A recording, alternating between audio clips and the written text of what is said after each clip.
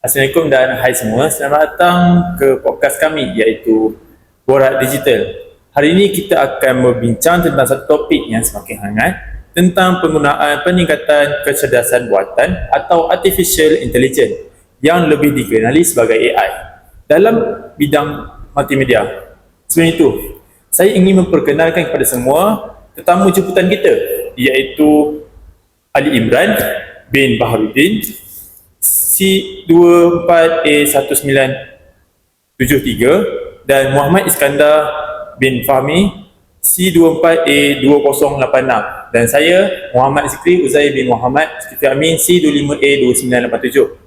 Baik, seperti mana yang kita tahu, seiring dengan perkembangan teknologi digital dan keperluan industri kreatif masa kini, penggunaan AI dalam multimedia semakin ketara. AI dalam multimedia semakin ketara telah banyak mengubah cara kandungan multimedia dihasilkan, disunting dan juga diedarkan. Proses yang ini mengambil masa yang lebih lama boleh dilakukan dengan lebih pantas, cekap dan berkualiti tinggi.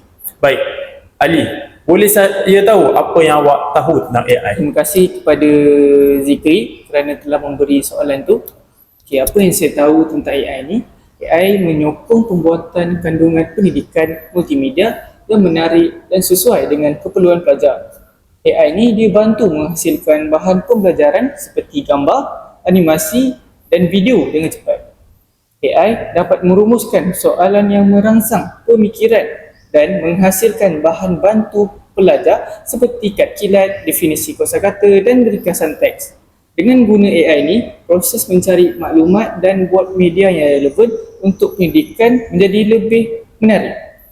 Contoh dia, Microsoft Copilot dalam PowerPoint diguna untuk buat konten dengan menarik maklumat dari dokumen lain dan menambah gambar serta animasi. Baik, terima kasih atas pendapat Ali. Boleh dan Iskandar, apa cabaran dan kreativiti awak tentang AI ni? Baik, terima kasih Zikri. Bagi menjawab persoalan tersebut, salah satu isu besar ialah isu hak cipta.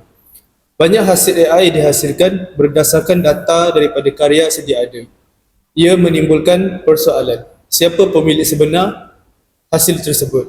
Adakah adil kepada pencipta asal yang karyanya digunakan tanpa kebenaran? Selain itu, AI juga menimbulkan kebimbangan tentang kehilangan pekerjaan. Pekerjaan seperti editor, designer dan voice over semakin mudah digantikan oleh AI. Kalau seseorang tak tingkatkan kemahiran dan nilai diri, memang ada risiko untuk tersisih. Cabaran lain yang sangat serius adalah penyebaran kandungan palsu. AI boleh menghasilkan video deepfake, suara palsu dan gambar yang nampak sangat realistik. Ini boleh digunakan untuk menipu, menyebar fitnah dan memanipulasi masyarakat. Sebab itu, muncul persoalan besar. AI ini penyelamat atau penyalahgunaan? Jawapannya, AI boleh jadi kedua-duanya. Ia penyelamat jika digunakan secara beretika dan bertanggungjawab. Namun, ia juga boleh menjadi penyalahgunaan apabila disalahguna tanpa kawalan. Baik, itu sedikit perkongsian daripada Iskandar. Sekarang saya akan beralih pula kepada pandangan daripada Ali untuk melengkapkan perbincangan kita pada hari ini. Silakan. Terima kasih kepada Zikri. Okey, apa yang saya tahu, AI membolehkan penjanaan dan pengoptimalan kandungan visual seperti image dan video dengan lebih pantas, realistik dan cekap. Teknologi seperti Generative Adversarial Network (GANs) digunakan untuk menjana imej baharu daripada data sedia ada. Manakala AI juga mampu meningkatkan resolusi imej berkualiti rendah melalui teknik resolution.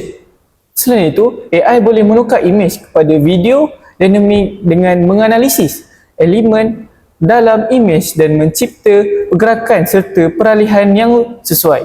Ia juga membantu dalam pengenalan objek dan wajah dalam imej serta video untuk tujuan analisis dan pengeditan. Sebagai contohnya, DALL-E dan Midjourney menjana imej realistis daripada penerangan teks untuk kegunaan seni digital dan reka bentuk grafis. Deepfake menggunakan AI untuk pengeditan wajah yang canggih walaupun ia juga menimbulkan pembimbangan etika.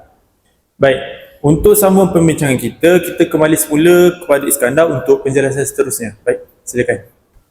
Baik, terima kasih Zikri. Sekarang kita sentuh pula tentang kreativiti.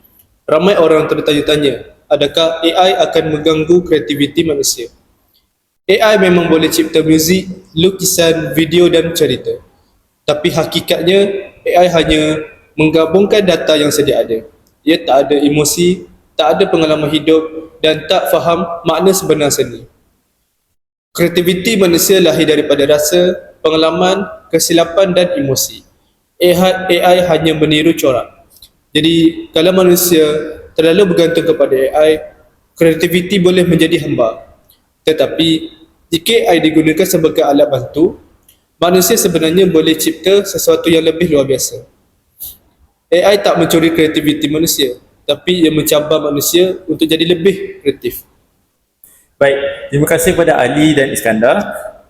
Sebagai kesimpulan, penggunaan kecerdasan buatan AI dalam multimedia telah membawa perubahan besar dalam industri kreatif dan teknologi digital.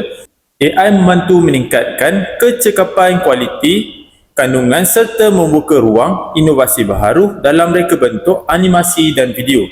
Namun, aspek etika, kreativiti dan kemahiran manusia tetap penting agar teknologi digunakan secara seimbang dan bertanggungjawab. AI bukan pengganti manusia, malah ia alat untuk memperkasa daya cipta dan pemikiran kita. Terima kasih kerana mendengar podcast kami. Semoga perkongsian ini memberi manfaat kepada semua. Assalamualaikum dan jumpa lagi di episod lainnya.